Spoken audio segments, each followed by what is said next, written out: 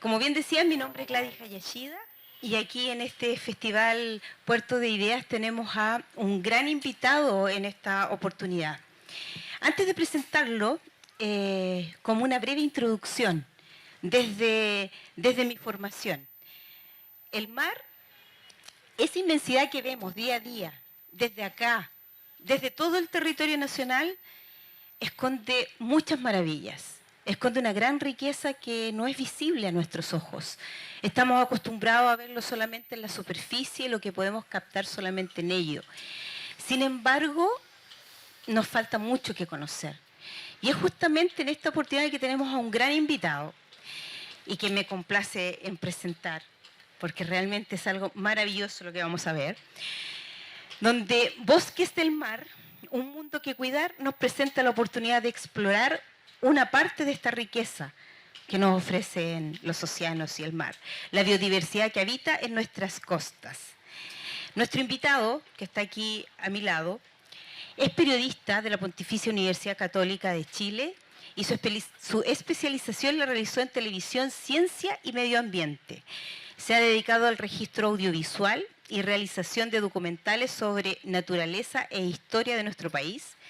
Y uno de ellos es su destacado trabajo como director y camarógrafo submarino de la serie Frontera Azul de TVN y de la actual sección de reportajes de 24 horas. Recibamos con un fuerte aplauso a Fernando Luxinger, con lo que nos trae a continuación, y espero que lo disfrutemos muchísimo. Justamente es Bosques Marinos, un mundo que cuidar.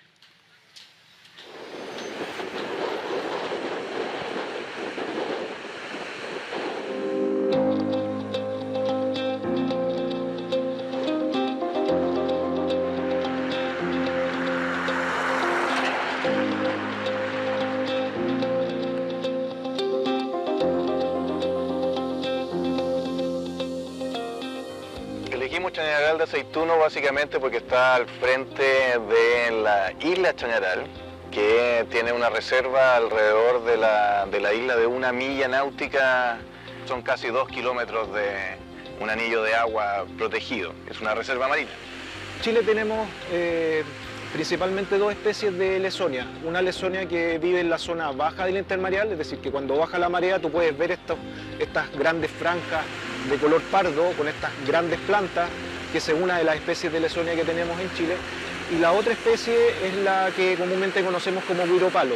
Esa especie vive en el submareal, es decir, usualmente nosotros no la vemos a simple vista.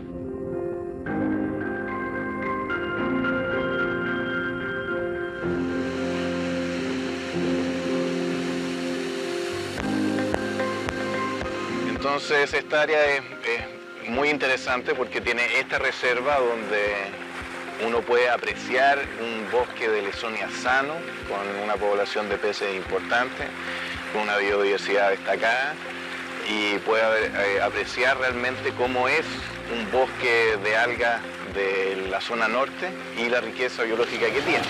Esta es la que hay que cuidar, decía el Mauricio. A mí me puede pasar cualquier cosa, pero... Lo que hemos visto es que las comunidades en general varían en zonas con algas y sin algas. Las abundancias, sobre todo de las especies que son comerciales, tienden a estar facilitadas en ambientes donde hay macroalgas pardas.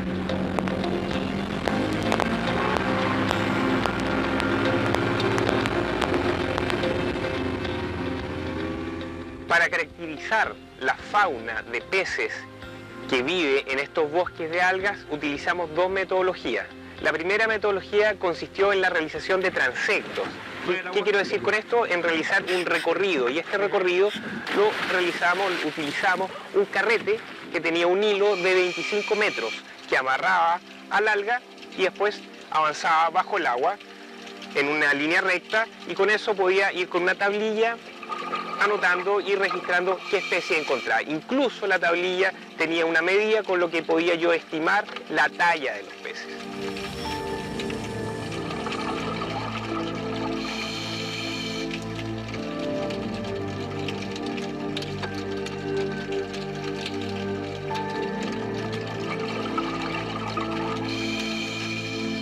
lo que hemos encontrado es que hay algunas especies que le aportan ciertos beneficios a las algas. Uno de ellos es el consumo, ¿cierto?, de estos pequeños y el control de estos herbívoros que pueden consumir los bosques de manera directa. El único pez que tenemos herbívoro acá en Chile, que es la jerguilla, que cuando es juvenil se asocia al bosque y a medida que va creciendo va consumiendo el tejido reproductivo y el tejido vegetativo, pero no lo destruye, es un consumo subletal, y hemos encontrado que las esporas, ¿cierto?, o los nuevos juveniles de las algas pueden nacer a través del tracto digestivo una vez que este pez consume esta alga.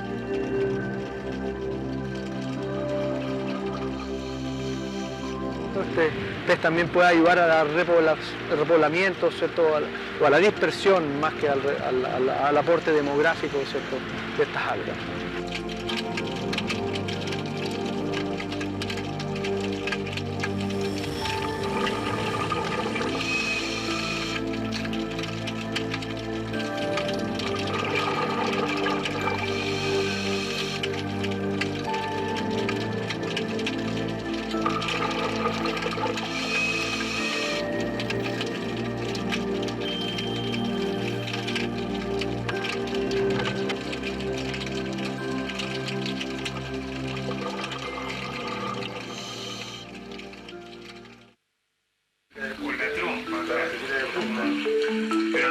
No hace, la otra es mucho más. La otra es caro, ¿va? Y hace como... Pero igual es chora ver esto porque Porque los bosques están protegidos, los bosques de Lesonia. Y eso es muy importante porque encontramos bosques sanos que nos están cosechando. Y en esos bosques la verdad es que hemos encontrado una abundancia impresionante de peces.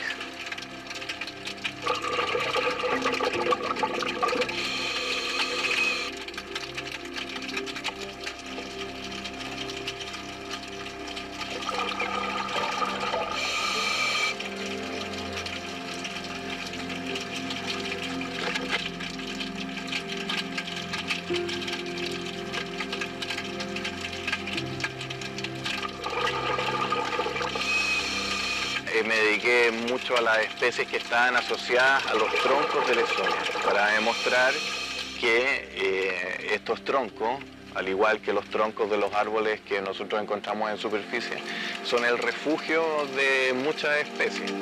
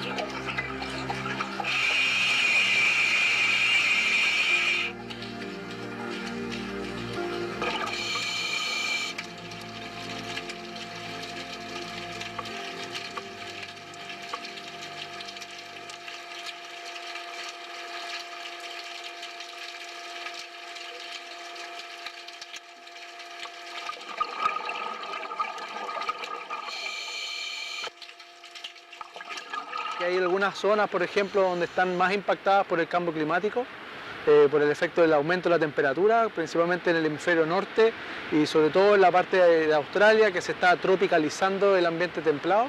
Eso quiere decir que especies nuevas están llegando desde los trópicos hasta las zonas templadas.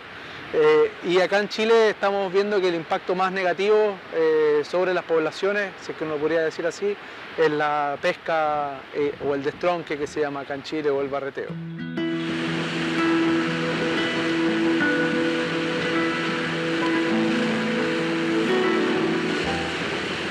La principal amenaza que tiene la Lawsonia es su precio. La Lawsonia se exporta a China por su alto valor y encontramos Chile es uno de los principales exportadores de Lawsonia de bancos naturales, no de cultivo. Diariamente nosotros estamos utilizando productos derivados de las algas, productos de uso cotidiano, la pasta de dientes, el champú, los helados, los flanes, las cecinas, en fin, una serie de productos tiene algún componente algal.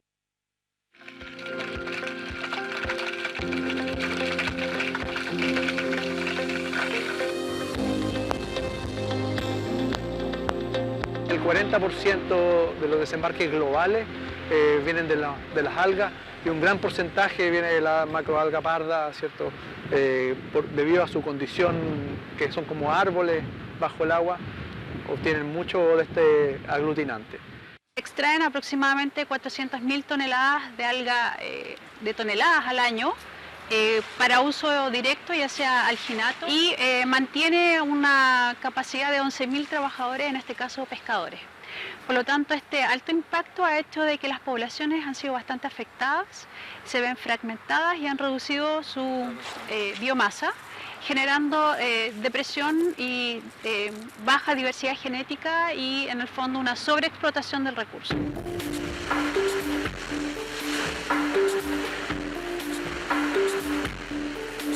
Bueno, hemos visto que hay una muy baja recuperación del bosque de manera natural después de un evento de barreteo, un evento de pesca. Entonces lo que hacen ellos es remover un parche, por así decirlo, completo, y eso genera que haya una desprovisión, ¿cierto? Hay menos algas en esa zona y la tasa de renovación sea mucho más lenta, debido a fenómenos biológicos, por ejemplo, como herbívoría, especies que consumen estas algas apenas llegan a crecer y no pueden recuperarse el bosque, al menos lo que nosotros hemos visto después de un año de un evento de pesca bajo el agua. De los güiros Lawsonia, el más expuesto es el güiro negro, porque es el güiro que está en la rompiente, o sea, está en la orilla. Por consiguiente, cualquier persona no solamente sabe dónde está, lo ve, sino que cualquier persona puede llegar en una camioneta, barretear esos guirales y venderlo, básicamente.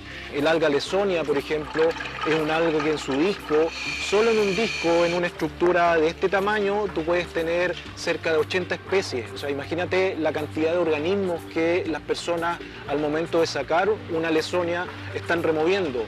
Están removiendo una Lawsonia, pero están removiendo 80 especies además asociadas y solo al disco, dejemos de lado las que están viviendo en los tallos y en las láminas. Por lo tanto, es relevante tomar conciencia de que estamos haciendo un daño tremendo al estar sacando estas especies. Lo mismo que si uno está en su casa y viene alguien, te saca la casa completa y te deja totalmente desnudo, desprotegido. Es porque vas a perder, por eso que se están perdiendo las especies, el pescado, el marisco, el loco, todo el producto se está perdiendo, porque se está barreteando. Obviamente que el güiro igual se vuelve a nacer, a crecer de nuevo, pero se demora, no sé, por 15, 18, 20 años. Al remover el alga, lo que estamos haciendo, estamos sacando un componente muy importante del sistema, un componente ecológico fundamental. Al sacarlo del sistema, lo que sucede es que estamos transformando un sistema altamente diverso en básicamente zonas desiertas. Estamos pasando de bosques submarinos de alta diversidad a desiertos submarinos en los cuales la diversidad es nula. Lo otro es que el alga tiene ciertas hojas que están dedicadas a su reproducción, y si es que uno elimina esas hojas que están dedicadas a la reproducción, la planta deja de crecer y deja de reproducirse. Hay 10 matas, saque 4 o saque 3, no saque las 10. Entonces, dentro de esas 6, ahí va a haber, para que el pescado pueda desovar y pueda proteger las larvas, solamente el pescado o el marisco, lo que sea. Pero si usted hay 10 matas, las 10 matas se sacan, no, ¿para dónde va a depredarnos? Esta especie es una macroalga con un ciclo de alternancia de generación, una fase macroscópica y una fase microscópica, lo cual lo hace bastante complicada de poder replicar. tiene además una estacionalidad, está afectada por cambios ambientales, ya sea por el Niño, tsunami, colectas. Esta sobreexplotación también hace de que los nuevos individuos no puedan sobrevivir bien en dichos ambientes, por lo tanto su cultivo y repoblamiento ha sido bastante dificultoso. Necesita unos 6 meses en la fase microscópica para poder alcanzar individuos adultos visibles a simple vista. Por lo tanto, esa es la fase más débil y más afectada, que se ve tanto por cambios climáticos, por aumento de temperaturas e incluso también por la reducción de los más grandes, que son las que la protegen.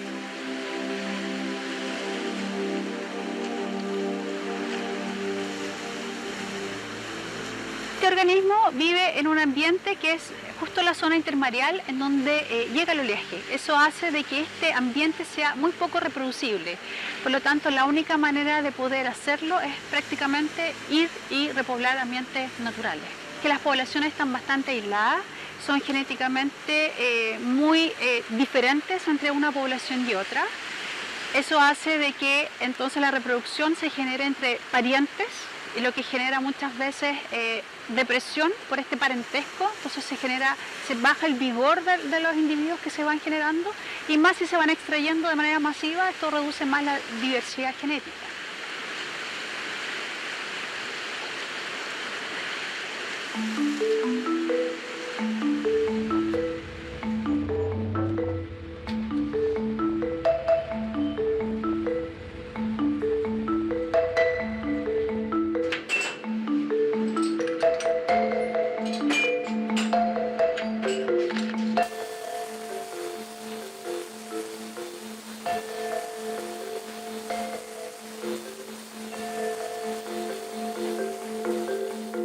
Lo que hacemos es unir individuos de la misma población, pero que son genéticamente distintos, en un solo individuo, que ocurre a nivel de disco. Esto hace de que este disco sea genéticamente heterogéneo, sea una quimera, y mantenga una mayor diversidad genética. Y esta mayor diversidad genética se ha visto en condiciones de laboratorio, y es lo que estamos probando en terreno, que le confiere mayores ventajas adaptativas. Tiene mayor crecimiento y mayor resistencia a cambios ambientales, como por ejemplo la temperatura.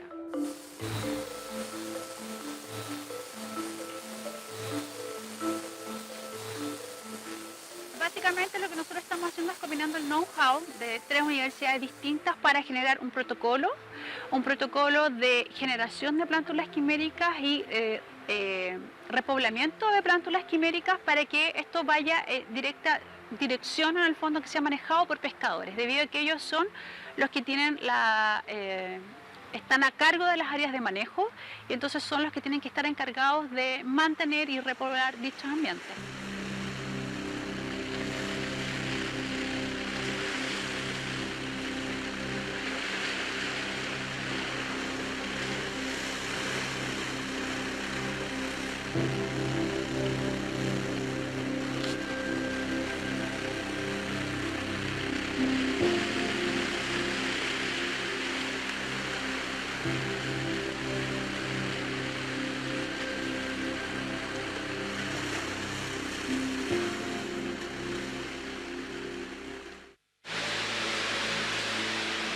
Estamos nosotros cuidando, protegiendo, ahí no se va a sacar, solamente se va a bucear, a conocer.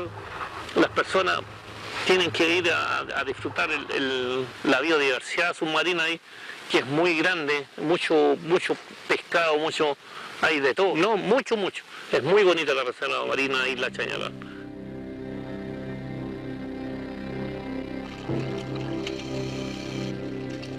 Pudimos constatar aquí en terreno, durante los buceos, la importancia de proteger los bosques de Lesonia. En los bosques de la reserva están protegidos y podíamos ver que eran bosques y ecosistemas sanos.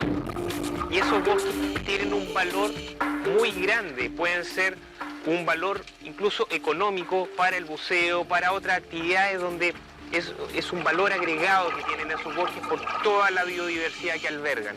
Y eso, la verdad, que nos deja tranquilos que en los lugares que se protegen, la protección es efectiva, hay más peces, encontramos más especies, los bosques son importantes y al estar protegidos, eso se nota.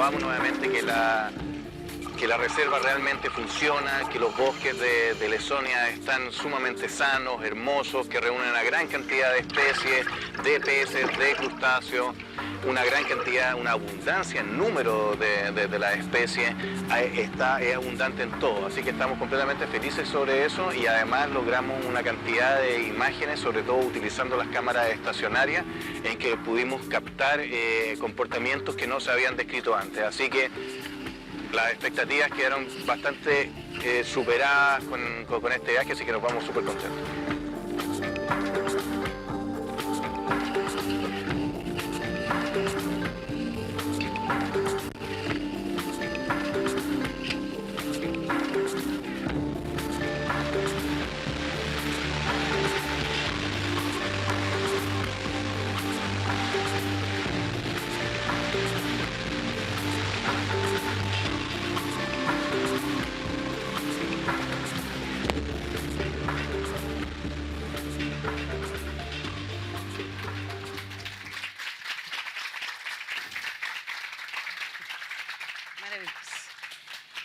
Qué regalo, ¿o no? De verdad, Fernando, muchas gracias por este regalo. No sé si opinan lo mismo. Es un regalo realmente para toda la comunidad este tremendo documental.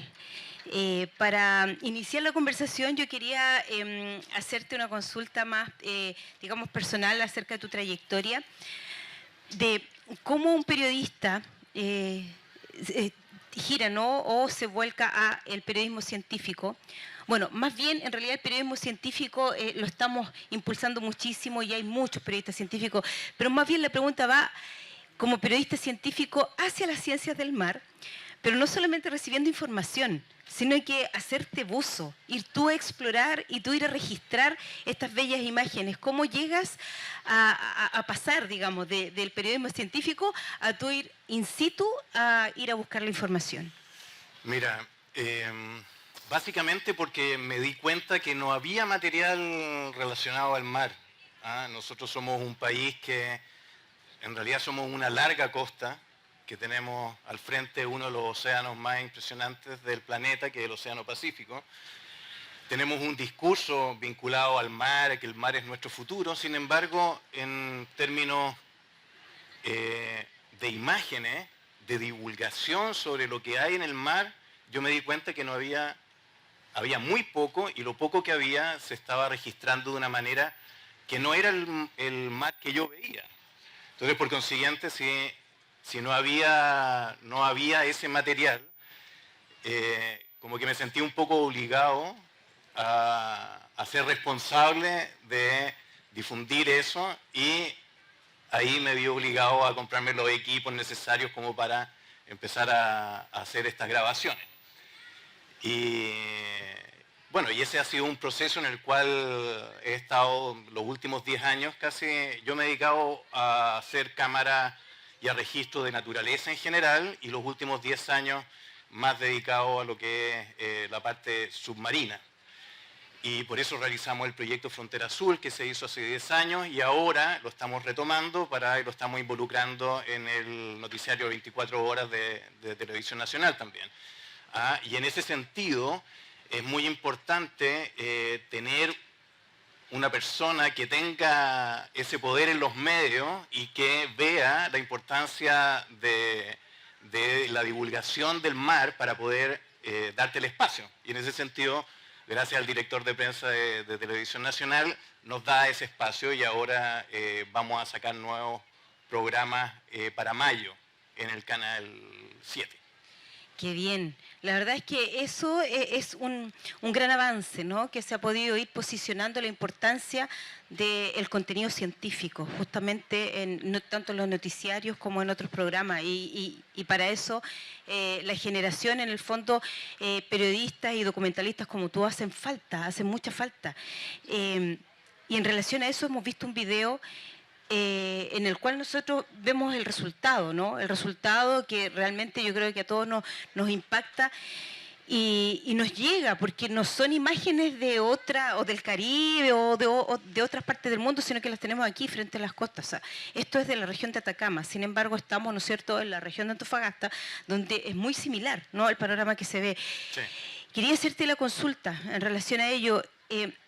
Este trabajo que nosotros vemos de cerca, ¿no?, de 19 minutos, ¿qué conlleva desde lo técnico todo el trabajo que se hace? No, nosotros vemos solamente el resultado, pero aquí hay me imagino, un trabajo enorme. ¿No es el video que, A ver, espérate. ¿no es el video que había que colocar?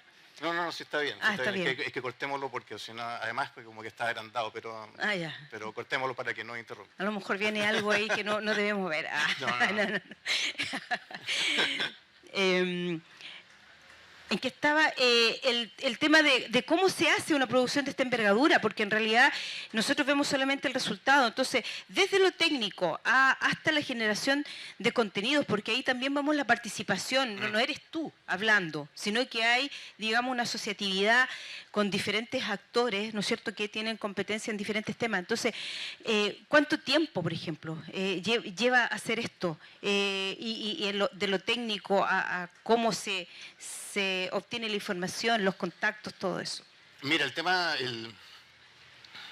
submarino, específicamente en este proyecto que está vinculado al tema Explora, ahí nos dan un año para poder hacerlo. Sin embargo, hay otros proyectos que llevan más tiempo y aunque uno no se dedique el año completo a hacerlo, uno lo hace en muchos años de registro. Primero hay que entender que cuando uno bucea tiene un tiempo muy restringido en el lugar. Nosotros por lo general hacemos, digo nosotros porque yo tengo un equipo, trabajo con un fotógrafo submarino, siempre hay que trabajar en dupla en el buceo por seguridad también.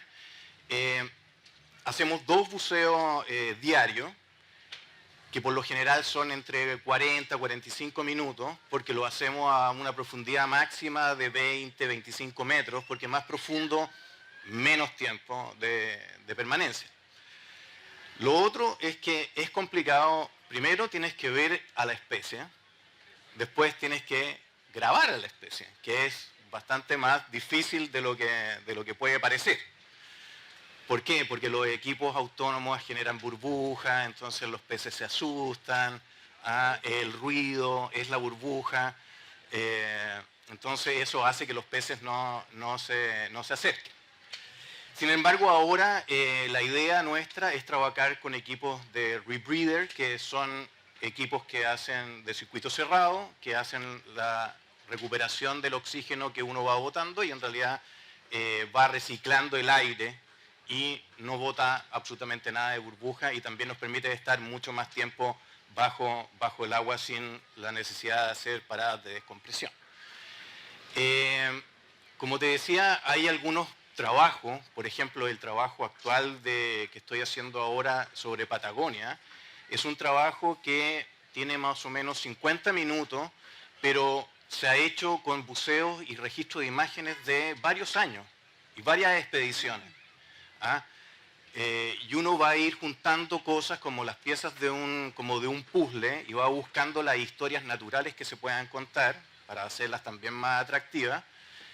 Y después de ese tiempo, conversando con los científicos, uno va viendo qué característica le va a generar a ese documental. En el caso de Patagonia, nosotros queremos hacer un documental solamente de vida natural, que es distinto a que tiene conceptos científicos y además la participación de científicos. Pero eso, cada proyecto tiene su lógica. Además, también estamos tratando con el canal de no hacer solamente focalizarnos en el mar como una fuente de biodiversidad y de las problemáticas ambientales, sino que también queremos hacer patrimonio histórico.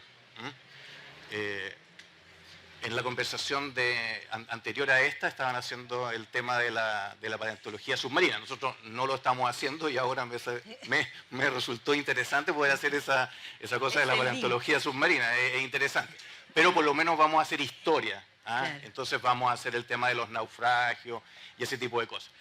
Sin embargo, uno de los temas que a mí más me preocupa es el tema de destrucción que se estamos haciendo al mar antes de conocerlo. Exacto. ¿Ah?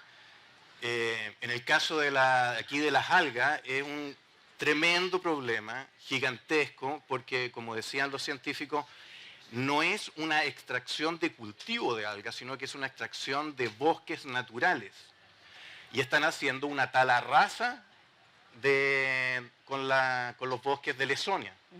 Prácticamente una tala rasa. Dejan, en vez de estar haciendo, como decía Patricio Ortiz, de ralear como se hace en las faenas forestales, de ir sacando entre medio algún individuo, aquí lo que se hace es que se saca completamente todo. Con disco. Con disco, todo. Y el otro problema también es que hay otro sistema de extracción de las algas que es el desoje, que en la zona norte se está utilizando para sacar las hojas de la Lesonia para entregárselo como alimento a los abalones. El problema con eso es que como las hojas de la Lesonia es donde está el sistema reproductivo, al final tú buceas por lugares donde son bosques fantasmas porque queda la pura estructura como si fuesen ramas secas, y la gente piensa que a esa Lesonia le van a crecer, y no es así. No es así. Nosotros tenemos ciertos conceptos con respecto a las algas que no nos ayudan a su protección. Por ejemplo, siempre pensamos que de partida parecen como maleza, que crecen rápidamente o que son hediondas, porque la relación que uno tiene con las algas es cuando uno se las encuentra en la playa, y en la playa adquieren mal olor y todo el cuento. Entonces, hay un problema con respecto a la selección que hace el ser humano para definir a qué especie protejo y a qué especie no. Y muchas veces hay especies que no le dan mucha importancia por ciertas razones, pero que son mucho más importantes. Por ejemplo, yo te podría decir que los bosques de alga, en términos globales, son más importantes que las ballenas. Pero sin embargo hay mucho más interés en la salvaguarda de la ballena, porque hay un concepto, hay una emocionalidad frente a la ballena. A las algas no hay ningún tipo de emoción. Entonces, ese es un gran problema. Por el desconocimiento en realidad de lo que implica esta biodiversidad que albergan las macroalgas específicamente. Claro, y además que tú de repente, la experiencia que tú tienes en la playa es que tú vas a la playa, ves una playa increíble, ves un mar maravilloso, pero no ves lo que está debajo no estás viendo lo que está debajo del agua. En el caso, por ejemplo, es más dramático en el caso, por ejemplo, de la salmonicultura en el sur. En el sur, en Patagonia, que es un lugar que a mí, por fortuna, me ha tocado los últimos 5 años viajar a hacer registro submarino en Patagonia, que es un lugar maravilloso, increíble, pero los fondos marinos cercanos a las faenas de la salmonicultura son una cloaca. Pero ahí entra el tema económico también, porque justamente las algas pagan un alto precio, entonces por lo mismo, ¿no es cierto?, se extrae aun cuando están en veda. O sea, desde el año 2016 están en veda y no se respeta, en el fondo hay mucho decomiso. Es que ese es el gran problema que tenemos, al tener una gran costa tenemos grandes ventajas, pero también tenemos grandes desventajas. Para el tema de fiscalización es una desventaja. Exacto. Es decir, la Lesonia la podemos encontrar hasta más o menos hasta la 10ª región, después ya empieza a disminuir, después empieza el macrocisti, claro. Pero el gran problema es que acá cualquier persona puede llegar a la playa, sacar la macroalga y después venderla, y la extracción ilegal se blanquea dentro de la extracción legal. Pero el problema es que sacamos, cortamos y después no crece nada más. Exacto. Ese es el problema. Y claro, y ese es el desconocimiento, porque como dice, el problema es el manejo, ¿no? O sea, cómo se puede extraer, si es que no estuviera en veda, porque lo que está permitido es lo que se vara, ¿no es cierto?